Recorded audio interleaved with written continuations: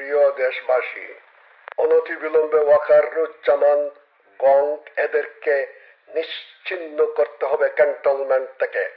ভারত এই নিমিত্তে আওয়ামী লীগ নিষিদ্ধের ছুতায় তার গোয়েন্দা রকে সক্রিয় করে এবং বাংলাদেশে প্রচুর অস্ত্র পাচার করে দিয়েছে।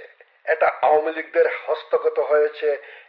পার্বত্য চট্টগ্রাম, হিলি এবং লাঠিটিলা সীমান্তে দিয়ে এবং চাতলাপুর সীমান্ত দিয়ে এই অস্ত্রগুলা ঢুকে গেছে।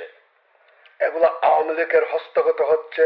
অনতিবিলম্বে দেশে গৃহযুদ্ধ ঘটানোর জন্য ভারত এইসব প্রক্রিয়া চালাচ্ছে। ধ্বংস হয়ে যাব, মাথা নত করবেন না। প্রত্যেক দেশ প্রেমিক ভাইদেরকে আমার এই অনুরোধ, অনতিবিলম্বে ক্যান্টনমেন্ট ঘেরাও করা হোক। শুধু গণভবন নয়, ক্যান্টনমেন্ট ঘেরাও করে ওয়াকারুজ্জামান তার দূষর গ্যাং এদেরকে সম্পূর্ণভাবে ক্যান্টনমেন্ট থেকে বহিষ্কার করা হোক। আমাদের সেনাবাহিনী অত্যন্ত ভালো, কিন্তু এই কয়েকটা কুলাঙ্গার ভারতের পৃষ্ঠপোষক হয়ে এরা হাসিনাকে আনয়ন করতে চাচ্ছে। যখন গণভবন অবরুদ্ধ করা হয়েছে আওয়ামী লীগ নিষিদ্ধ করার জন্য, এই ভিত্তিতে আওয়ামী লীগ কোন সাহসে রাস্তায় মিছিল করছে? এটাই প্রশ্ন। হ্যাঁ, ভারত পাকিস্তানের সঙ্গে যুদ্ধে উত্তীর্ণ হতে পারবে না, যার জন্য বাংলাদেশকে গৃহযুদ্ধ লাগিয়ে তার সেভেন সিস্টার সে রক্ষা কল্পে বাংলাদেশে গৃহযুদ্ধ বাঁধাবে।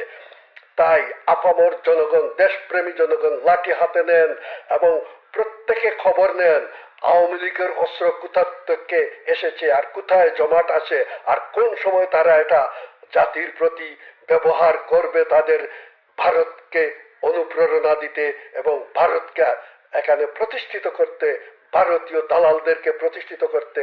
তা আপনারা নিজেই বিবেচনা করেন। এই সংবাদটি আমি আন্তর্জাতিক গোয়েন্দা সংস্থার তদন্ত থেকে দিলাম।